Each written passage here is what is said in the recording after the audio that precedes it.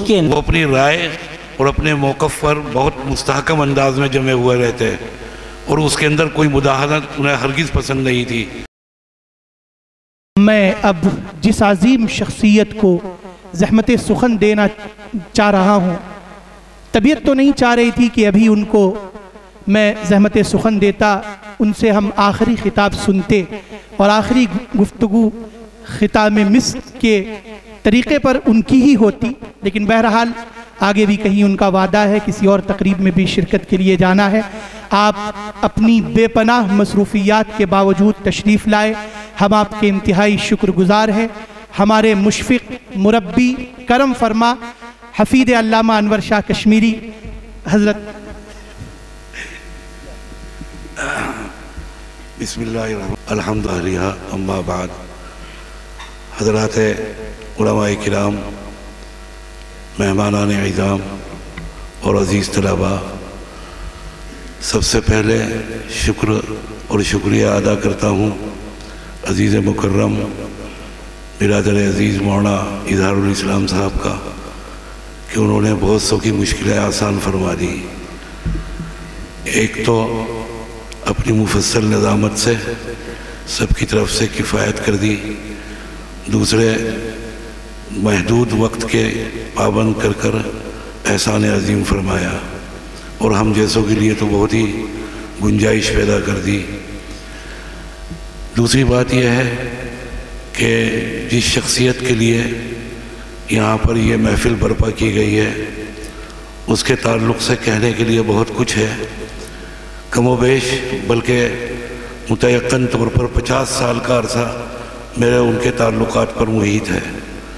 50 سال کا طویل دورانیہ، سن 1975 سے ان سے تعلق قائم ہوا جو ان کی وفات تک جاری رہا، اور اس میں کسی لمحہ، کسی منزل اور کسی موقع پر بھی کوئی سرد مہری نہیں پیدا ہوئی۔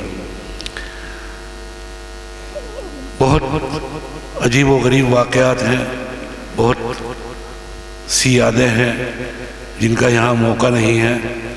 ان کی شخصیت کے بارے میں مجھے استاد داغ دہلوی کا شعر یاد آتا ہے جو ان کی شخصیت پر بالکل چسپاں ہے کہ افسردہ دل کبھی خلوت نہ انجمن میں رہے، بہار ہو کے رہے ہم تو جس چمن میں رہے۔ اور ان کی جو انہوں نے اپنی شخصیت کی تعمیر کی، اس کے اوپر شاید نشتر کھتولوی کا شعر ہے جس میں کہا انہوں نے کہ عزم اگر ہو صورت آہن برق بنائے تیرا نشیمن۔ ان کی شخصیت کی خود تعمیر کی تھی اور ان کا پورا وقت شخص سے لے کر شخصیت بننے تک کا سفر میری نظروں کے سامنے ہے۔ میں بہت سے پہلوؤں سے ان کا تذکرہ کر سکتا ہوں اور ان کی یادیں بیان کر سکتا ہوں۔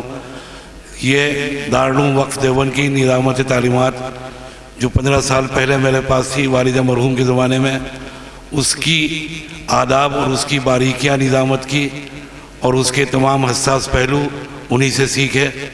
اس کے علاوہ جب جامع مسجد وقف دارالعلوم دیوبند کے اندر تدریس کا موقع ملا تو وہاں پر اصول الشاشی میرے لیے منتخب کی گئی اور مجھے سونپی گئی۔ پڑھنے لکھنے سے ہمارا تعلق نیک رہا ہے، تو پریشانی ہوئی درس کے اندر تو مولانا اسلام صاحب سے بے تکلفی تھی، ان کے گھر پر میں پہنچ گیا جو کہ اس وقت شاہ رمز الدین ہمارے محلے کے بالکل متصل محلہ ہے، وہاں پر قیام پذیر تھے۔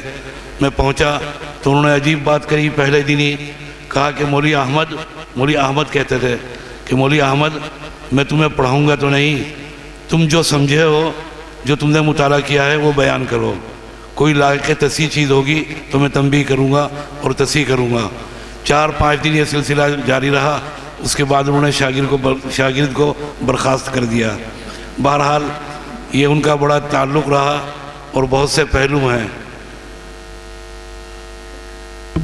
ان تمام چیزوں میں ایک اہم چیز یہ تھی، قاری شفیق صاحب محترم نے مدد اللہ العالی نے اپنے انداز اور اپنے لب و لہجے میں بیان کیا، وہ اپنی رائے اور اپنے موقف پر بہت مستحکم انداز میں جمے ہوئے رہتے اور اس کے اندر کوئی مداہنت انہیں ہرگز پسند نہیں تھی۔ اپنی رائے کے اظہار میں میرا مضمون شامل ہے اس کے اندر وضاحت کی ہے میں نے کہ کس انداز پر انہوں نے اپنی رائے کا اظہار کیا اور اس میں استحکام اور اس کے اندر ان کی صلابت اور موقف کے اندر اوپر اپنے جمے رہنا اخلاص کے ساتھ وفاداری کے ساتھ کس انداز سے اس کو انہوں نے نبھایا، یہ ان کی بڑی شخصیت کا اہم ترین پہلو تھا۔ اپنے اساتذہ کے حضور میں انتہا سے زیادہ مؤدب اور نہایت ہی پابندی کے ساتھ وہ والد مرحوم کی مجلس میں عشاء کے بعد حاضری دیتے۔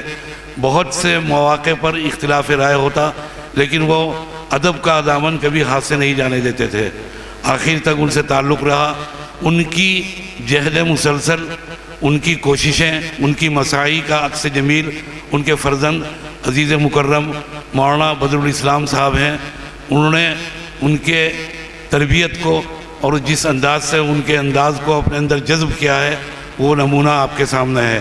خدا تعالیٰ ان کے حق میں بہتر فیصلے فرمائے، اور جو دعائیں یہاں بزرگوں نے اور حضرات اہل علم نے دی ہیں ان سب پر آمین کہتا ہوں، اور مزید دعا کرتا ہوں کہ اللہ تعالیٰ ترقیات سے سرفراز فرمائے۔ وآخر دعوانا ان الحمدللہ رب العالمین۔